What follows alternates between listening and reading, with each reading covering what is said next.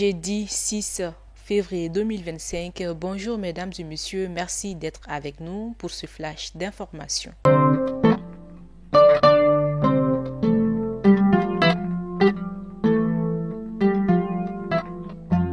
Dans le cadre de la lutte contre le trafic de drogue, l'antenne régionale de l'Office central des stupéfiants de Koulikoro a interpellé deux cultivateurs reconvertis en revendeurs de stupéfiants à Nozambougou dans le cercle de Kolokani, dirigé par le contrôleur principal de police Draman Keita. L'opération a abouti après plusieurs jours de surveillance à l'arrestation des suspects et en possession de diverses drogues, des produits Mirage et des Resila et de la Foura.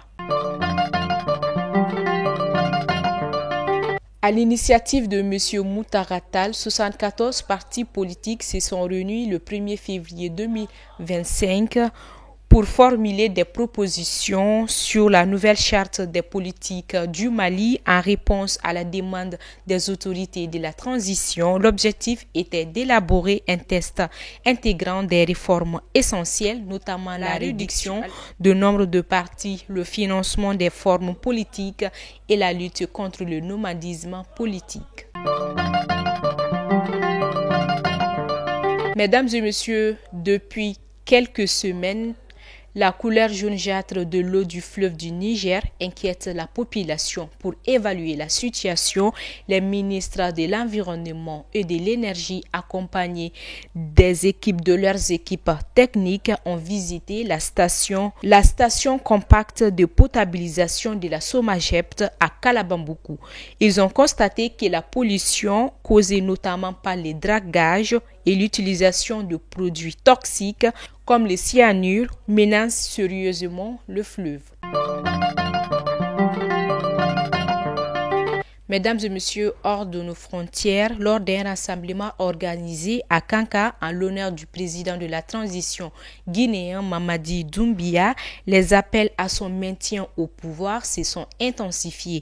Le 1er février, cette ville natale du général a accueilli une marche pour l'unité et la paix, attirant plusieurs milliers de personnes.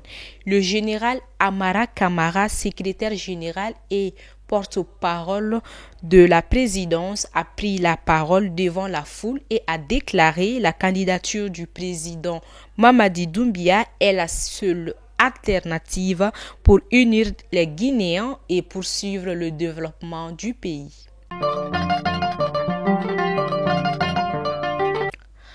Mesdames et messieurs, à la fin de ce flash d'information, Bounena Sidi Mohamed, le directeur adjoint d'Okoa, basé à Goma, a fait un bilan de l'offensive sur Goma. Il a déclaré à RFI qu'au moins 2000 corps ont été déjà enterrés par les communautés et selon les chiffres de l'OMS qui vient de sortir aujourd'hui, il y a 9000 corps qui sont toujours dans les morgues des hôpitaux de Goma.